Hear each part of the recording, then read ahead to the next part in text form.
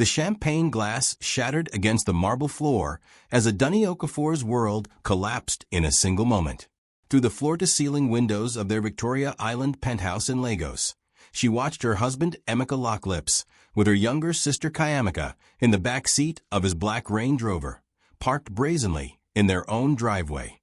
The domestic betrayal unfolded like a nightmare she couldn't wake up from. What would you do if you walked in on this? Hit like if you've been betrayed, and comment below where you're watching from. Adunni's hands trembled as she gripped the windowsill. After 15 years of marriage and building Okafor Industries together, this cheating spouse scenario was her worst fear realized.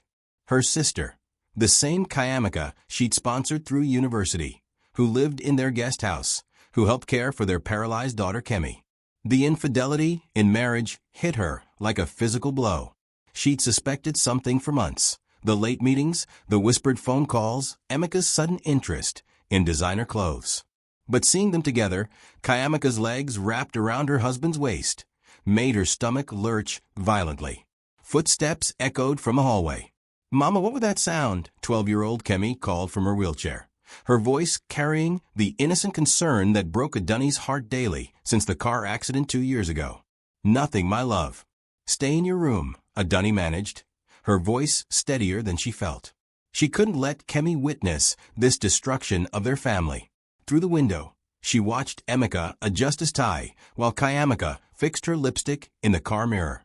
The casual intimacy of their movements suggested this African marriage drama had been unfolding for far longer than she'd imagined. They moved with the comfort of established lovers, not guilty first-time cheaters. Her phone buzzed with a message from her best friend Folake. "Girl, I'm so sorry. I tried to warn you. The whole of Lagos is talking. Public disgrace. The whispers at the country club, the pitying looks at charity galas, the business partners who'd suddenly grown distant. It all made sense now. She'd been the last to know about her own husband's emotional manipulation and betrayal. The front door opened with its familiar electronic chime. Emeka's laughter drifted upstairs, followed by Kayamika's giggle.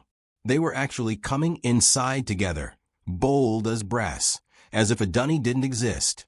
"Honey, I'm home," Emeka called out in his deep baritone, the same voice that had whispered sweet promises during their courtship in university. Now it sounded like mockery. Adunni's grief transformed into something harder, more focused. 15 years of building his empire, of hosting his business dinners, of caring for his paralyzed daughter while he worked late. Or so she'd thought. She'd given him everything, and he'd thrown it away for her own sister. The sound of their footsteps grew closer.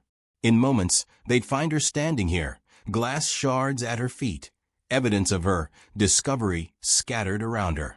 She could confront them now, scream and cry and demand explanations. Or she could be strategic. Emeka Okafor had built his billions by being ruthless in business. Perhaps it was time his wife learned from his methods. "Adunni, are you upstairs?" His voice carried up from the living room now. She stepped back from the window, her designer heels crunching on broken glass. In the reflection of the darkened window, she saw a woman transformed, no longer the dutiful wife, but something fierce and calculating. Her phone buzzed again.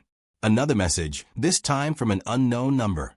"Mrs. Okafor, I have information about your husband's offshore accounts. We should meet. Don't forget to like, subscribe, and turn on notifications for more gripping stories like this." What do you think happens next? Comment below. 30 minutes later, Adunni sat in her walk-in closet, hands steady now as she applied fresh lipstick. She'd cleaned up the broken glass, changed into an elegant Ankara dress, and composed herself. If Emeka wanted to play games, she'd learned from the master himself. The mysterious text sender had agreed to meet her tomorrow at Terra Culture in Victoria Island. Tonight, she needed to gather intelligence. There you are, Emeka appeared in their bedroom doorway, his 6-foot frame filling the space. Even at 45, he remained devastatingly handsome, the same features that had made her fall in love at 19. "I brought Kayamika for dinner. She's been helping me with some business matters." "How thoughtful of her," Adunni replied, her voice honey-sweet. "I'm sure she's been very helpful." Emeka's eyes narrowed slightly. After 15 years, he could usually read her moods, but tonight she was a closed book. Are you feeling all right? You seem different. Just tired, darling. Kemi had a difficult day with her physiotherapy. It wasn't a lie. Their daughter's recovery remained painfully slow, and the medical bills continued mounting despite their wealth. About Kemi, Emeka cleared his throat. A gesture she'd learned meant he was about to deliver bad news. I've been thinking. The medical expenses are becoming substantial. Perhaps it's time to consider more economical treatment options. The words hit her like ice water. Economical options? She's our daughter, Emeka. Your daughter. Of course she is. But we have to be practical. The experimental treatments in Germany, the private nurses, the specialized equipment. It's costing millions annually. Adunni stared at her husband. This was a man worth over 2 billion naira, who just bought himself a new Lamborghini last month. Since when do you worry about money? Since the business started facing some challenges. Nothing serious, but we need to be more careful with our spending. Another lie. She'd seen the company reports just last week. Okafor Industries was posting record profits. But if he was lying about money, what else was he hiding? Where's Kayamika now? She asked casually. Getting settled in the guest house. She'll be staying with us for a while. Her situation has become complicated. What situation? Emeka's phone rang before he could answer. I need to take this, he said, stepping into the hallway. Adunni moved to their bedroom window. Below in the garden, she could see Kayamika through the guest house windows, pacing and talking animatedly on her phone.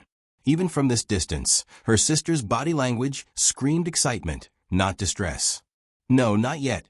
Emeka's voice carried from the hallway. She doesn't suspect anything. A few more weeks, and everything will be in place. Yes, the accounts are ready. No, Kemi won't be a problem. Adunni's blood froze. Kemi won't be a problem? What did that mean? She crept closer to the door, her heart hammering. The divorce papers are drawn up, but timing is everything. Once the assets are transferred, we can move forward. I know, baby, I can't wait either. Divorce papers. Asset transfers. The full scope of their betrayal was bigger than simple infidelity in marriage. They were planning to steal everything she'd helped build. Emeka's footsteps approached the bedroom. Adunni rushed back to her dressing table, grabbing a bottle of moisturizer as camouflage. Sorry about that, he said, tucking his phone away.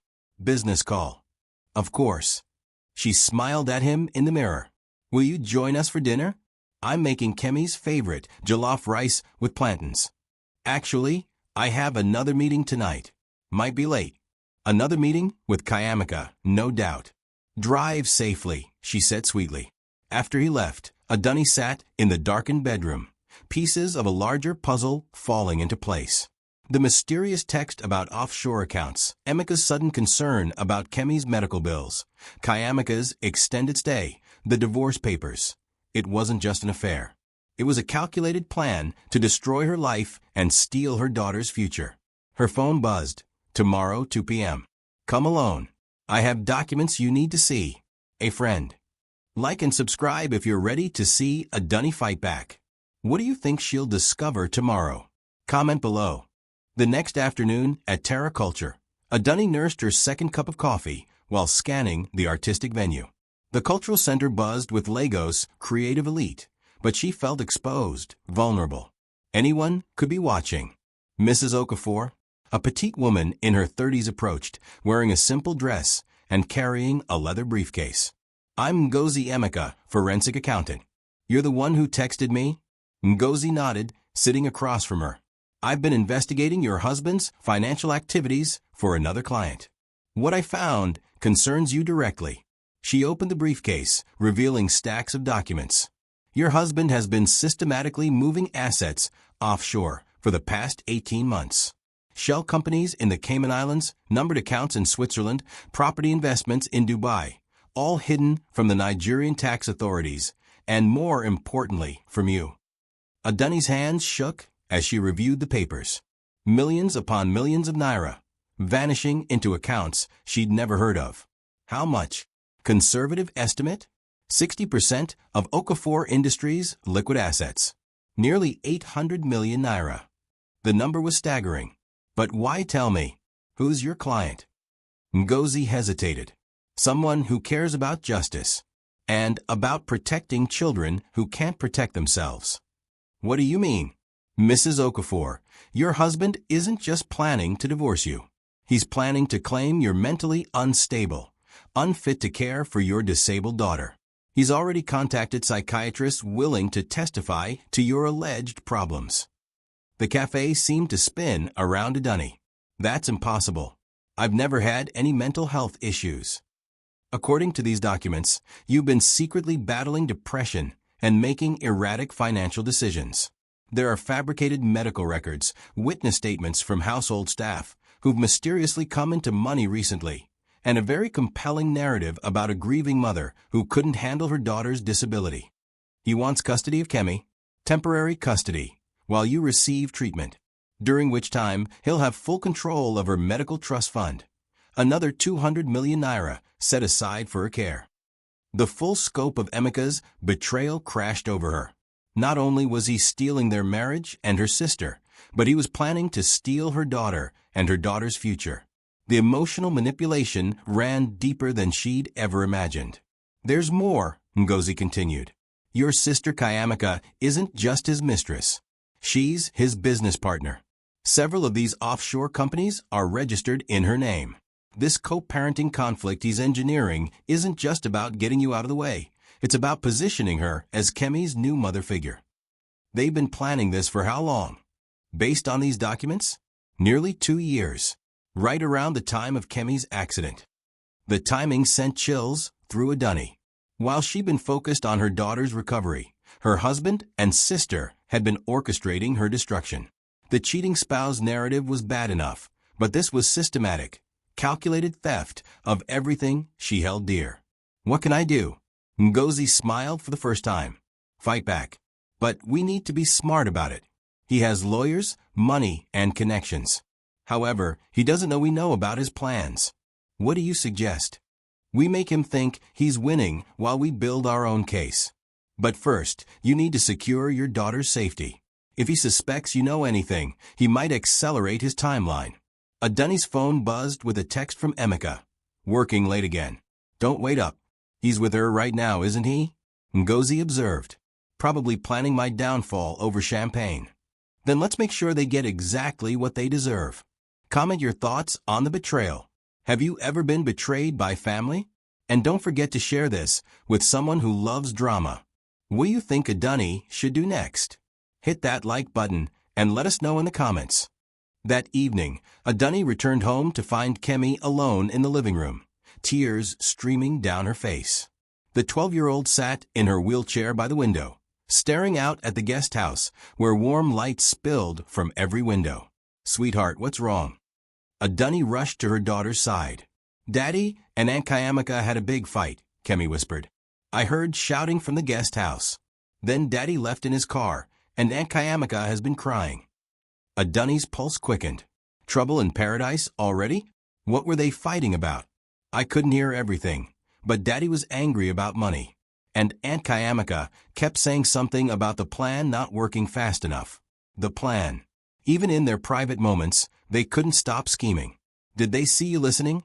No, I was just sitting here, doing my exercises like the physiotherapist taught me. But Mama. Kemi grabbed her mother's hand with surprising strength. Something feels wrong. Daddy's been different since my accident.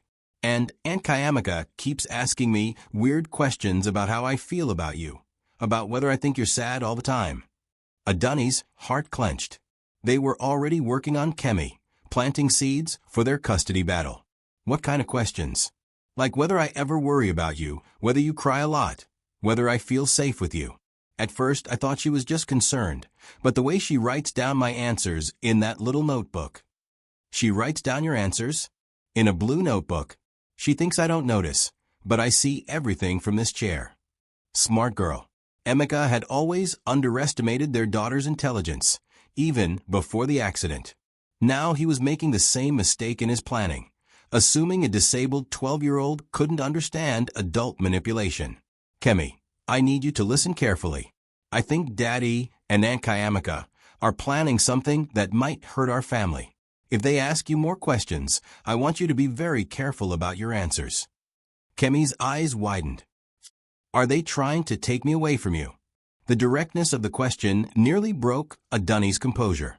"I won't let that happen, but I need your help to stop them." "What can I do? I can't even walk." "You can observe. You can listen. And you can be my secret weapon, because they think you're just a child who doesn't understand what's happening." For the first time in weeks, Kemi smiled. "Like a spy." "Exactly like a spy. Can you handle that?" "Yes, Mama. I'm tired of people thinking I'm helpless just because of this wheelchair." They were interrupted by Kayamaka's voice from the garden. "Adunni, are you home?" Through the window, they watched Kayamaka approach the main house. Her face streaked with tears, but her posture determined. She'd clearly composed herself after whatever fight had occurred with Emeka. "Remember," Adunni whispered to Kemi. "We don't know anything." Kayamaka entered through the sliding doors. Her usual confident demeanor cracked. "Sister, I need to talk to you." "Of course." Kemi was just going to her room to do her reading. Adunni helped wheel Kemi toward the hallway. "Actually," Kayamaka said quickly, "Kemi should hear this too. It affects all of us." Red flag. Adunni's training from Ngozi kicked in. Never let them control the narrative. "Kemi has school tomorrow. Whatever it is can wait." "No, it can't." Kayamaka's voice took on a harder edge. "Adunni, I've been trying to find the right way to tell you this, but there's no easy way. Emeka and we're in love." The confession hung in the air like a toxic cloud. Kemi gasped audibly from her wheelchair. "We didn't plan for it to happen," Kayamaka continued, her voice gaining strength as she spoke. "It started innocently, me helping with business matters after Kemi's accident while you were dealing with everything. But feelings developed." "Feelings," Adunni repeated flatly. "Deep, real feelings. And we can't ignore them anymore. Emeka's going to ask for a divorce." "I see." Adunni's voice remained eerily calm.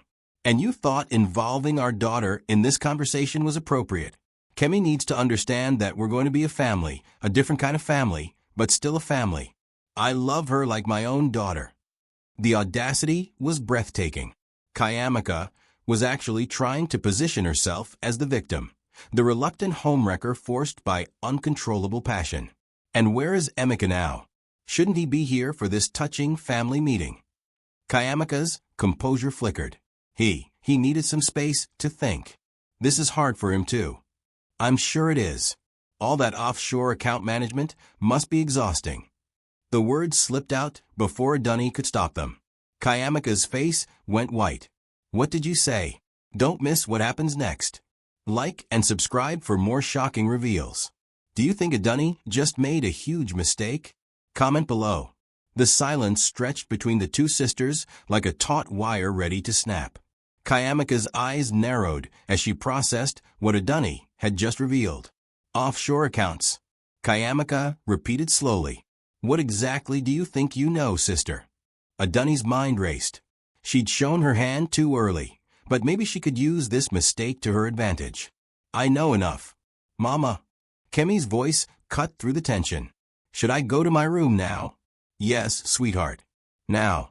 But as Adunni moved to help Kemi leave, Kayamaka stepped forward, blocking their path. "No one's going anywhere until we clear this up." Her mask had completely dropped now, revealing something cold and calculating beneath. "Get out of my daughter's way, Kayamaka." "Your daughter."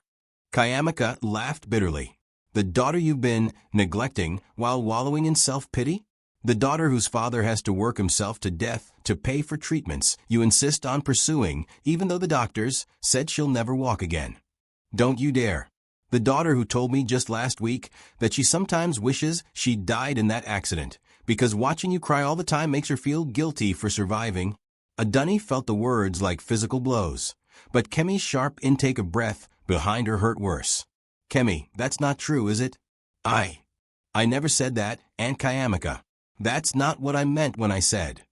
"See," Kayamaka pressed on. "You're confusing the child, making her doubt her own words."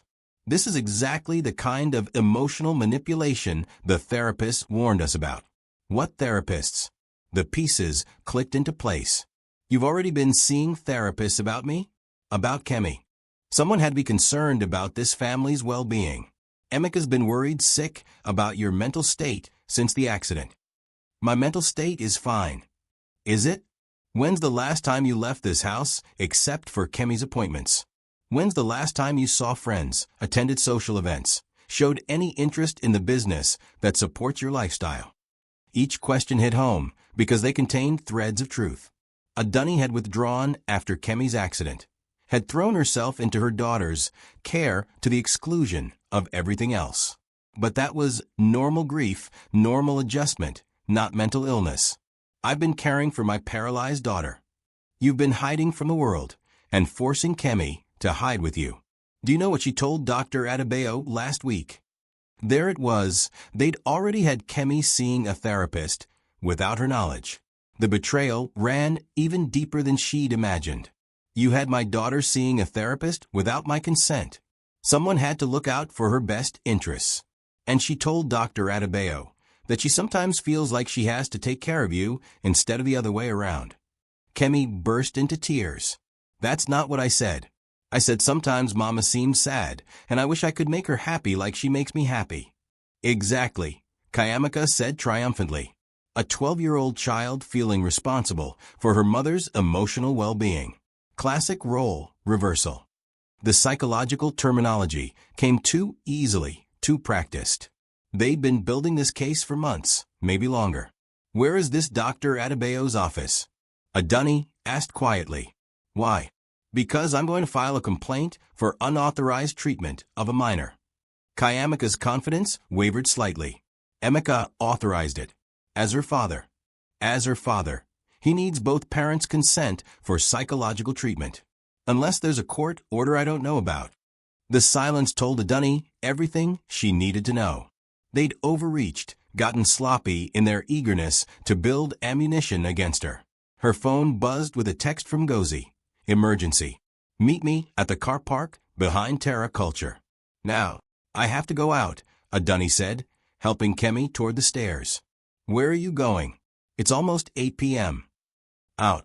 Kemi, Mrs. Adebayo will help you get ready for bed. You're not leaving this child with the housekeeper while you run off to God knows where. See? This is exactly the kind of irresponsible behavior. This child, Adunni's voice turned ice cold, is my daughter. In my house. You are a guest who's overstayed her welcome. She helped Kemi upstairs, quickly explaining to Mrs. Adebayo that under no circumstances should Emeka be left alone with Kemi, then grabbed her car keys. As she reached the front door, Emeka called after her. Running away again, sister? This is exactly what Dr. Adebayo warned us about. Erratic behavior, abandonment patterns, putting your own needs above your child's. Tell Emeka, when he sneaks back from whatever hotel you two have been using, that his wife knows everything, including the offshore accounts, the fake medical records, and the illegal therapy sessions. Emeka's face went ashen. You don't know what you're talking about. I know more than you think. And by tomorrow morning, so will everyone else. What has Ngozi discovered now? And what will Adunni do with all this ammunition? Smash that like button if you're Team Adunni, and comment where you think this is heading. Subscribe for the next shocking chapter. 20 minutes later, Adunni sat in Ngozi's car in the deserted parking lot behind Terra Culture, her hands shaking as she reviewed a stack of new documents by phone light. They moved up their timeline. Ngozi explained grimly. After our meeting today, someone spooked them. These papers were filed with the court this afternoon. The custody petition made Adunni's blood run cold. Page after page of detailed allegations. Untreated depression, neglect of medical care, social isolation, inappropriate dependency relationship with her daughter, failure to maintain household standards, and erratic financial behavior. Inappropriate dependency relationship? They're claiming you use Kemi's disability to avoid dealing with your own problems, and that she feels obligated to manage your emotional state. It's a common tactic in custody battles, painting the primary caregiver as actually harming the child through emotional enmeshment. But these witness statements, Mrs. Adebayo would never say these things about me. Look at the signatures carefully. Adunni squinted at the documents. The handwriting was all wrong. Too neat, too similar across different supposed witnesses. These are forgeries. Excellent forgeries, but yes. However, proving that in court will take time we may not have. They've requested an emergency hearing for Friday. This Friday? That's 3 days away. And there's worse news. They've also filed a motion to freeze all joint accounts pending the outcome of the custody hearing. If granted, you won't have access to any money for legal fees or Kemi's medical care. The systematic nature of their attack was breathtaking. While she'd been grieving and caring for Kemi, they'd been building a legal fortress designed to destroy her completely. What about the evidence of the offshore accounts? Can't we use that to show his real motives? We can try, but he's already got an explanation prepared. According to these documents, he moved the money to protect family assets from his wife's increasingly erratic spending patterns and poor financial decisions. What poor financial decisions? According to them, you've been spending excessively on unproven medical treatments for Kemi against medical advice. They have statements from 3 different doctors saying continued aggressive treatment is medically unnecessary and potentially harmful to the child's psychological adjustment. Every angle covered, every escape route blocked. He really thinks he's going to win. Adunni, there's something else. Something that might be our strongest weapon, but it's also the most dangerous. Ngozi pulled out her phone and played an audio recording. Emeka's voice filled the car. The beauty is, she'll never see it coming. By the time she realizes what's happening, we'll have everything. The money, the kid, the business. And she'll be so discredited that even if she tries to fight, no one will believe her. When was this recorded? Last night, at the Eco Hotel. He was meeting with his lawyer and celebrating prematurely. How did you get this? Let's just say your husband isn't as careful as he thinks he is. But Adunni, if we use this recording, we have to be prepared for him to escalate. Men like Emeka don't like being cornered. What do you mean escalate? I mean he might try to have you committed before Friday's hearing. If he can get a doctor to sign off on an emergency psychological hold, he gets immediate custody and you get locked up for 72 hours minimum. The possibility sent chills through Adunni. Can he do that? With the right psychiatrist and the fabricated evidence he's already assembled? Absolutely. In fact, based on the timeline, I'd guess he's planning to trigger it tomorrow. How? He'll provoke you into an emotional outburst in front of witnesses, probably the forged therapy appointment records, maybe a confrontation about the custody papers. Then he'll call the police, claim you're having a breakdown, and have you involuntarily committed for evaluation. Adunni's mind raced. So what do I do? Hide? No. We turn the tables. But you have to trust me completely, and you have to be willing to take some risks. What kind of risks? The kind that could save your daughter's future, or destroy both of you if we miscalculate. Ngozi's phone buzzed. She glanced at it and frowned. We have a problem. Your husband just left the house with suitcases. And Kayamika's car isn't in the driveway anymore. They're running. Or they're moving to the next phase. Either way, you need to get back to Kemi immediately. Comment your theories. What do you think Emeka's next move will be? And should Adunni trust this mysterious Ngozi completely? Hit like and subscribe. Things are about to get even more intense. What would you do in Adunni's position? Adunni's tires squealed as she raced through the Victoria Island streets, Ngozi's warnings echoing in her mind. The house looked dark from the street, too dark. Only one light glowed from Kemi's bedroom window, and the guest house stood completely empty. She burst through the front door to find Mrs. Adebayo waiting anxiously in the foyer, wringing her hands. Madam, thank God you're back. Something terrible has happened. Where's Kemi? In her room, but madam. Adunni took the stairs 2 at a time, her heart hammering.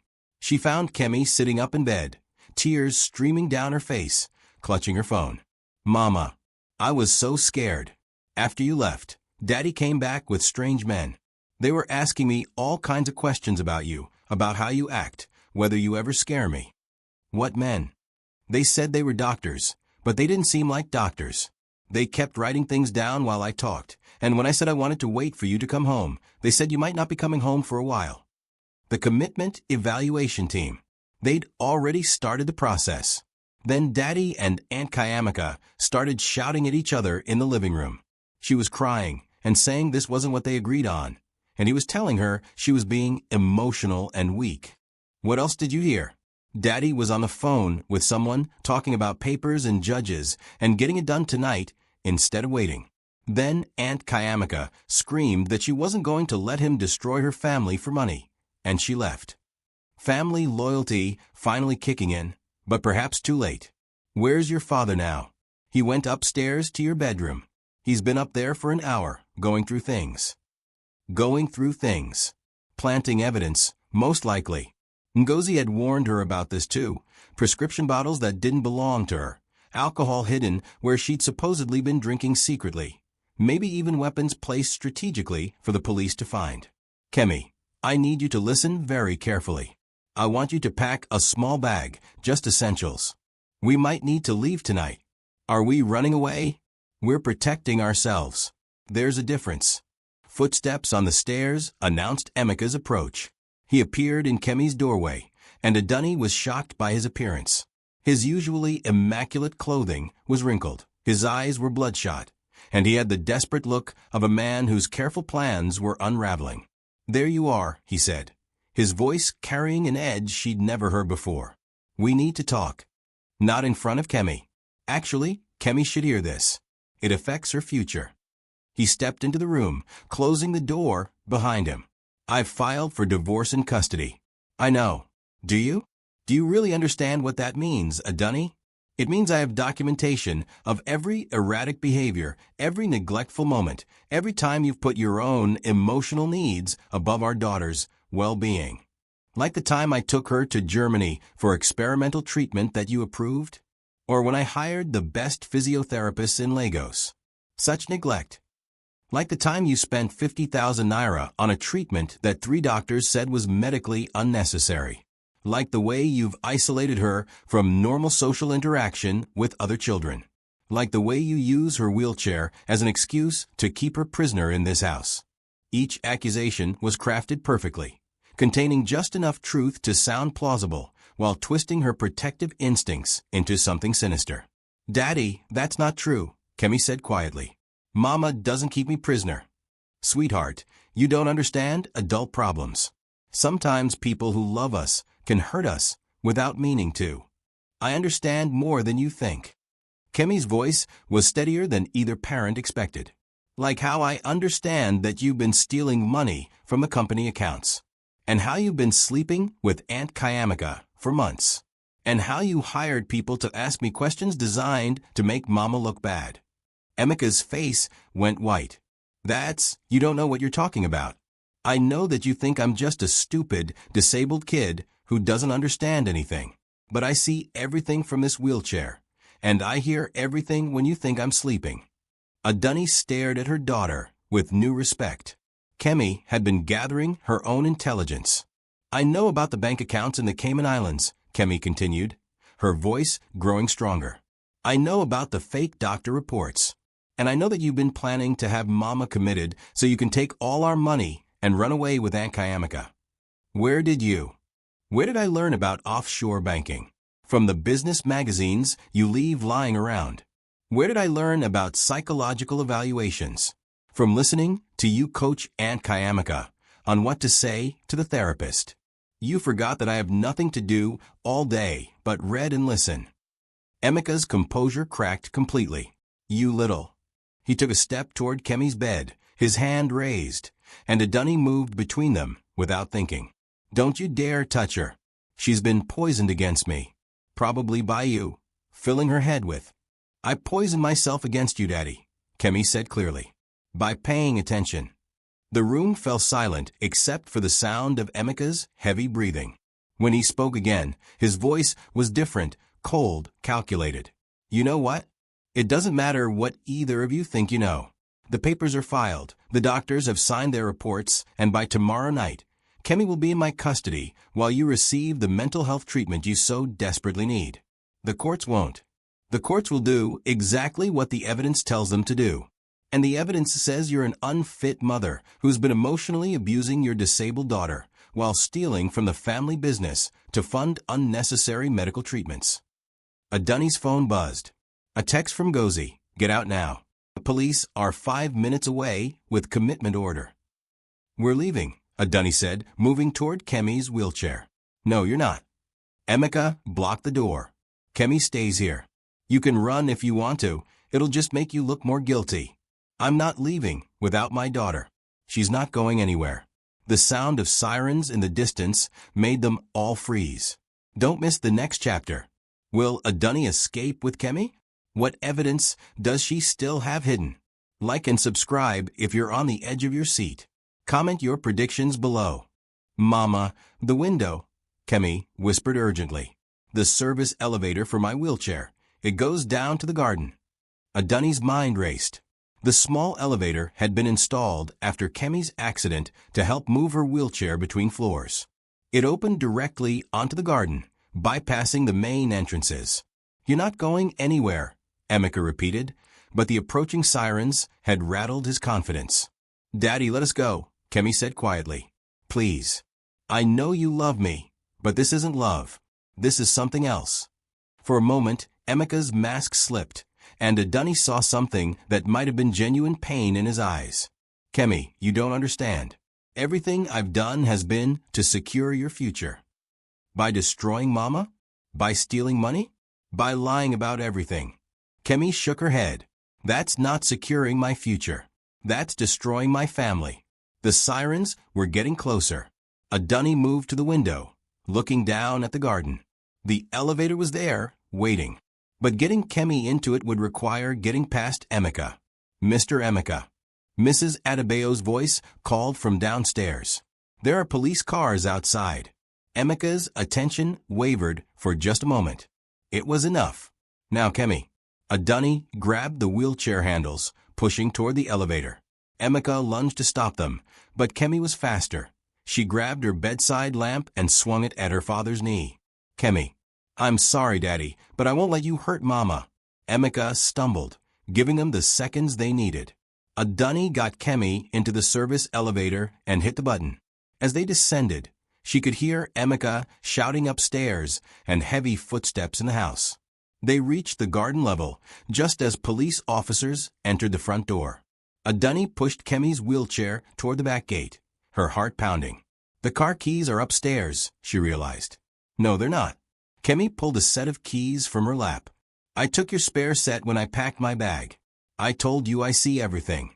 They reached Adunni's backup car, an older Mercedes she rarely used, parked behind the gardener's shed. As she helped Kemi transfer into the passenger seat, her phone rang. Ngozi's voice was urgent. Where are you? Escaping. Barely. Good. I'm at the Intercontinental Hotel in Victoria Island. Room 412. We have maybe an hour before they put out an alert for your car. An hour for what? To upload everything to the internet before they can stop us. 20 minutes later, Adunni and Kemi sat in Ngozi's hotel room, watching her upload files to multiple social media accounts, news websites, and legal databases. What exactly are you posting? Adunni asked. Everything. The offshore account records, the fake medical documents, audio recordings of Emeka discussing the plan, evidence of forged witness statements, and proof that Emeka was involved in embezzling company funds. Won't this hurt the legal case? Traditional legal cases take months or years. Your husband was counting on controlling the narrative during that time. But in the age of social media, public opinion moves faster than courts. Kemi watched from the hotel bed, still in her pajamas. Are we going to be in trouble for running away? Sweetheart, we're not running away. We're protecting ourselves while the truth comes out. But Daddy's going to be so angry. Adunni's heart broke for her daughter. Even after everything, Kemi still loved her father and worried about hurting him. Kemi, sometimes when people make very bad choices, they face consequences. That's not your fault or mine. Ngozi's phone started buzzing frantically. It's working. The story's already being picked up by blogs and news sites. Hashtag Okaforgate is trending on Twitter. That fast. Nigerian social media doesn't sleep. And everyone loves a story about a powerful man getting exposed by his own greed. The hotel room phone rang. Ngozi answered cautiously. Yes. What? Are you sure? She hung up and turned to them with a mixture of excitement and concern. That was my contact at the courthouse. Emeka just withdrew his custody petition. What? Why would he do that? Because his lawyer saw what we posted online and advised him that proceeding would be professional suicide. Also, because Emeka just walked into the Economic and Financial Crimes Commission with a full confession and all the financial records. Adunni stared at her. Emeka did what? Apparently, when she saw the police at your house and realized Emeka was really going to have you committed, she couldn't go through with it. She's agreed to testify against him in exchange for immunity. Family loyalty, finally. But was it too late? There's more, Ngozi continued. The EFCC has frozen all of Emeka's accounts, domestic and international, and they've issued a warrant for his arrest on charges of money laundering, tax evasion, and fraud. Kemi sat up straighter in the bed. Does that mean it's over? The immediate crisis is over, sweetheart. But there will be investigations, court hearings, and a lot of complicated legal proceedings. But we're safe. Adunni looked at her daughter, brave, intelligent, resilient despite everything she'd endured. We're safe. And we're together. And Daddy? That was the hardest question. Daddy made choices that have consequences. But that doesn't change the fact that he's your father, and when he's ready to be honest and get help, we'll figure out what that means for our family. What will happen to Emeka now? And how will this family rebuild after such devastating betrayal? Smash that like button if you believe in justice, and comment your thoughts on Emeka's last-minute redemption. Subscribe for the final shocking chapters. 3 weeks later, Adunni sat in her lawyer's office in Ikoyi, reviewing the final settlement papers.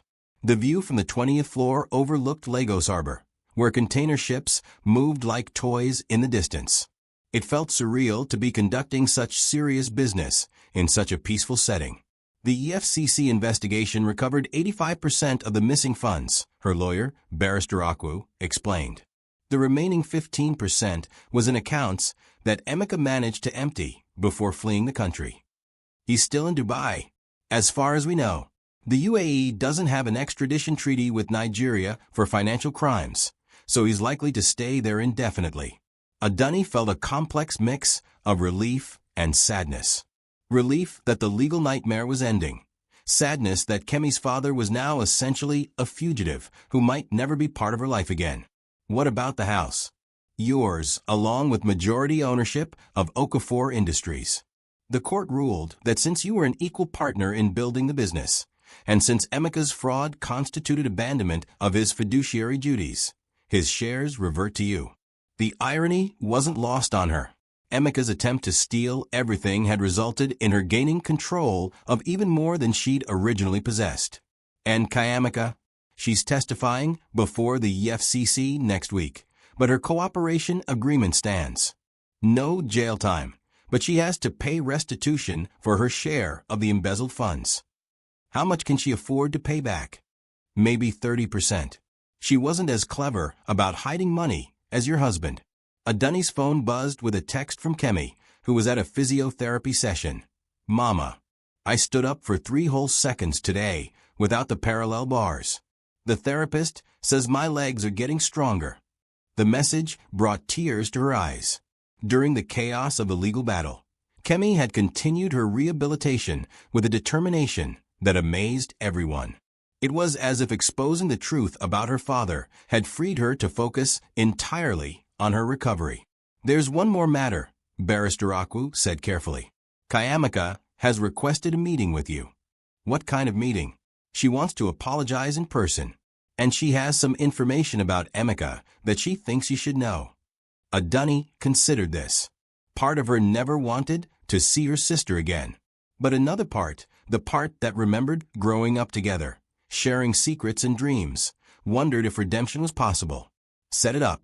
But somewhere public, and I want you there. That afternoon, they met at the Civic Center in Victoria Island, a neutral location with plenty of witnesses. Kayamaka looked terrible, thinner, older, her usually perfect appearance replaced by simple clothes and no makeup. She looked like someone who hadn't slept properly in weeks. "Sister," Kayamaka said quietly as they sat across from each other in the cafe. "Kayamaka, I know sorry isn't enough. I know nothing I say can undo what I did to you, to Kemi, to our family. But I need you to know, it wasn't supposed to happen like this." How was it supposed to happen? At first, it really was just business. After Kemi's accident, Emeka needed help managing things while you focused on her care. I was good with numbers, good with people. It felt useful. When did useful become personal? Kayamaka's eyes filled with tears. When he told me how lonely he was, how you'd withdrawn from him, how he felt like he'd lost both his wife and his daughter in that accident. I felt sorry for him. And then, I felt sorry for myself too. Sorry for yourself? Living in that guest house, watching you have everything I'd never had, the successful husband, the beautiful child, the big house, the respect in society. When he started paying attention to me, making me feel important and needed, I told myself I deserved it. The honesty was more painful than the original betrayal. Adunni could understand jealousy, even infidelity driven by emotion. But the systematic planning to destroy her life was harder to forgive. When did it become about stealing everything? That was all Emeka. I swear to you, Adunni, I never knew about the custody plan until it was already in motion. I thought we were just going to divorce, quietly, split the assets fairly, and move on. But you went along with it. By the time I realized how far he was willing to go, I was trapped. He had evidence of my involvement in the financial transfers. He said if I didn't support his plan, he'd make sure I went to prison while he disappeared with all the money. So you chose to destroy me instead of face consequences for your own actions. Yes. The admission was barely a whisper. And I hate myself for it. But when I saw those police cars at the house, when I realized he was actually going to have you committed, I couldn't do it anymore. I couldn't let him destroy you like that. What information did you want to give me about Emeka? Kayamaka reached into her purse and pulled out a phone. He's been calling me. From Dubai. He wants me to join him there. Are you going to? No. But in his calls, he's admitted some things. Things that might help with Kemi's recovery. She played a recording. Emeka's voice filled the air. The accident wasn't really an accident, baby. I mean it was, but I'd been drinking that day. More than I told anyone. The police report was modified. I have friends in high places, you know? But the guilt is eating me alive. Maybe that's why I went crazy with this whole plan. The words hit Adunni like a physical blow. Emeka had been drinking when he crashed the car that paralyzed their daughter. And he'd covered it up. There's more, Kayamaka said quietly, playing another segment. The real reason I want custody isn't the money, though that's part of it. It's that every time I look at Kemi, I remember what I did to her. If I can just start over somewhere else, maybe I can forget. He wanted to abandon his daughter because her disability reminded him of his own guilt. Why are you showing me this? Because Kemi deserves to know the truth about why her father left. Not the public version about him being a criminal, but the real reason. He's a coward who couldn't face what he'd done. It was a devastating revelation, but also strangely liberating. All these months, Adunni had wondered if she'd failed Emeka somehow, if her focus on Kemi had driven him away. Now she knew the truth. He'd left because he couldn't handle his own conscience. What do you want from me, Kayamaka? Nothing.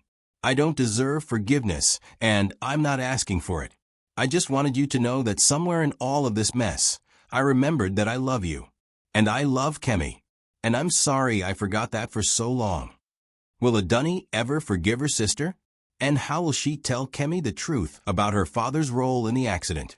One more chapter to go. Like and subscribe if you're ready for the emotional conclusion. Comment your thoughts on whether Kayamaka deserves a second chance. 6 months later, Adunni stood at the window of her renovated office at Okafor Industries, now renamed Kemi Industries in honor of her daughter's strength and resilience. The company was thriving under her leadership, the missing funds had been recovered, and she'd implemented new transparency policies to prevent future fraud. But the real victory was happening in the company's new headquarters, a fully accessible building designed with Kemi's needs in mind. Through her office window, she could see into the conference room where Kemi was leading a presentation to the board of directors about the company's new youth mentorship program. And that's why I believe Kemi Industries should partner with local schools to provide business education for students with disabilities, Kemi was saying, her voice strong and confident. Too often, we're written off as incapable of contributing to the economy. But given the right opportunities. At 14 now, Kemi had grown into her role as both the company's youngest consultant and its moral compass. The wheelchair that had once seemed like a limitation had become a symbol of her determination to succeed despite obstacles. A knock on the door interrupted Adunni's thoughts. "Come in." Kayamika entered hesitantly, carrying a folder. After months of legal proceedings and counseling, she'd been slowly rebuilding her relationship with both Adunni and Kemi. It was a cautious progress. Trust, once broken so completely, couldn't be easily repaired. "The restitution payment went through," Kayamika said, placing the folder on the desk. "That's the last of what I can pay back. Thank you." They developed a formal politeness that masked the complexity of their relationship. Kayamika was working as a financial consultant for small businesses, living in a modest apartment, and attending therapy twice a week. She'd paid back 60% of what she'd stolen, more than originally expected. "How is Kemi's presentation going? See for yourself." Adunni gestured toward the window. Kayamika looked down at the conference room, where Kemi was now fielding questions from board members with impressive poise. "She's remarkable," Kayamika said softly. "She's forgiven me more than I deserve." "She forgives more easily than I do," Adunni admitted. "But she's also wiser than either of us in some ways." "Have you told her?" "About the accident." That was the conversation Adunni had been dreading for months. Kemi deserved to know the truth about her father's role in her paralysis, but finding the right time and words had been impossible. "Not yet. But I will." She's going to ask why he never contacts her. That was another painful truth. Despite everything, Kemi still hoped for some communication from her father. His complete absence from her life, no calls, no letters, no acknowledgement of her achievements, was perhaps the cruelest aspect of his betrayal. "Mama." Kemi's voice carried across the lobby as she wheeled herself toward Adunni's office. "The board approved the mentorship program. We're going to help 50 students this year." "That's wonderful, sweetheart." Kemi wheeled into the office and stopped when she saw Kayamika. The relationship between aunt and niece was complicated. Kemi had forgiven Kayamika intellectually, but still maintained careful boundaries emotionally. "Hello, Aunt Kayamika." "Hello, Kemi. I heard about your presentation. Congratulations." "Thank you." Kemi turned to her mother. "Mama, Mr. Thompson from the American Embassy called. They want to invite me to speak at a conference about disability rights in Washington next month." "That's incredible. Can we go?" "I know it's expensive, but I think it could help other kids like me." Adunni smiled. "We can afford it. We can afford anything you need now." It was true. The recovered funds, combined with the company's improved performance under her leadership, had made them wealthier than ever. But more importantly, they were wealthy in the things that truly mattered: honesty, trust, and genuine family bonds. "Kemi," Kayamika said quietly, "would it be all right if I asked you something?" "Yes, ma'am." Do you think there's a chance you might trust me again someday? Not today, not tomorrow, but someday." Kemi considered the question with the seriousness she brought to all important matters. "I think trust is something you build every day, not something you just have or don't have. You're building it with me every day you choose to be honest and do the right thing." The wisdom in those words made both women tear up. "And Aunt Kayamika?" "Yes. I'm proud of you for choosing to be brave when it mattered most. That night when you stopped Daddy from hurting Mama, that was the real you. The person who made mistakes was scared and confused. The person who protected family is who you really are." Kayamika broke down then, the months of guilt and shame finally releasing in healing tears. Adunni found herself putting an arm around her sister's shoulders, the first physical contact they'd shared since the betrayal was revealed. "We're all still healing," Adunni said gently, "but we're healing together." As the sun set over Lagos, painting the office in golden light, the three women sat together, not the broken family they'd been, but not quite the restored family they might become. They were something new, something built on truth and tested by fire. Kemi's phone buzzed with a notification. She glanced at it and her expression changed. "Mama, it's a message from Daddy." The room fell silent. After months of complete absence, Emeka had finally reached out. "What does it say?" Adunni asked carefully. Kemi read aloud. "My dear Kemi, I know I don't deserve to contact you, but I wanted you to know that I see your successes on the internet and I am proud of you. I made terrible mistakes and hurt people I love. I hope someday you might forgive me, but I understand if you can't. Your father." "How do you feel about that?" Adunni asked. Kemi was quiet for a long moment. "I feel sad for him. And angry. But mostly sad. He could have been part of all the good things we're doing now. He chose not to be. Do you want to respond?" "Maybe. But not today. Today is about celebrating what we've built together. Daddy can wait until I'm ready." The strength in her daughter's voice filled Adunni with pride. Kemi had learned the hardest lesson of all, that love doesn't mean accepting harmful behavior, and forgiveness doesn't mean forgetting consequences. As they prepared to leave the office, Kemi asked the question Adunni had been dreading. "Mama, was there something else about the accident? Something you haven't told me?" The moment of truth had arrived naturally, without force or drama. "Yes, sweetheart. There is something else. Are you ready to hear it?" "I think I've been ready for a long time." And so, as they drove home through the bustling streets of Lagos, Adunni told her daughter the final truth about her father's drinking and guilt. Kemi listened quietly, asked a few clarifying questions, and then said simply, "That explains why he couldn't look at me the same way after the accident. He wasn't seeing me. He was seeing his mistake." "How do you feel about that?" "It makes me sad, but it also makes me understand him better." "And Mama? It makes me grateful for all the people who did choose to see me really see me, and love what they saw." 3 years later, Kemi Industries had become one of Nigeria's leading companies in accessible technology and disability advocacy. Kemi, now 17, had been accepted to Harvard Business School's early admission program. She still used a wheelchair, but she'd regained significant movement in her legs and could walk short distances with assistance. Kayamika had married a kind man who owned a small business, and while she and Adunni would never have their old closeness, they'd build a new relationship based on mutual respect and shared commitment to Kemi's welfare. And Emeka? He remained in Dubai, sending occasional messages to Kemi but never attempting to return or truly reckon with his choices. He'd become a cautionary tale in Lagos business circles, the brilliant man who'd lost everything to greed and cowardice. But the real story wasn't about his fall. It was about the rise of 3 women who'd refused to be destroyed by betrayal and had instead chosen to build something beautiful from the ashes of deception. As Adunni watched Kemi give her graduation speech as valedictorian of her class, she reflected on the journey that had brought them here. The domestic betrayal that had nearly destroyed them had instead revealed their true strength. The infidelity in marriage had taught them that real love required honesty and commitment. The revenge they'd planned had transformed into justice, and the justice had transformed into healing.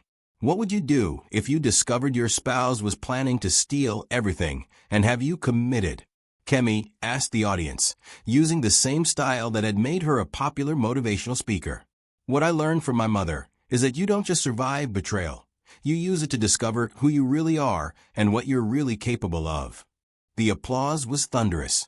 In the audience, Adunni wiped away proud tears while Kayamika beamed beside her. They'd come so far from that terrible night when glass had shattered on marble floors and a marriage had died. Now they were living proof that some endings are actually beginnings, and sometimes the most devastating betrayals lead to the most beautiful transformations. Thank you for joining us on this incredible journey of betrayal, redemption, and resilience. If this story touched your heart, Smash that like button and subscribe to Stories by Tino for more powerful African drama. Share this with someone who needs to hear a story about overcoming betrayal and finding strength in the darkest moments. Comment below, what was your favorite moment in Adunni's journey? And remember, no matter what challenges you're facing, you have more strength than you know. Until next time, keep believing in your power to overcome.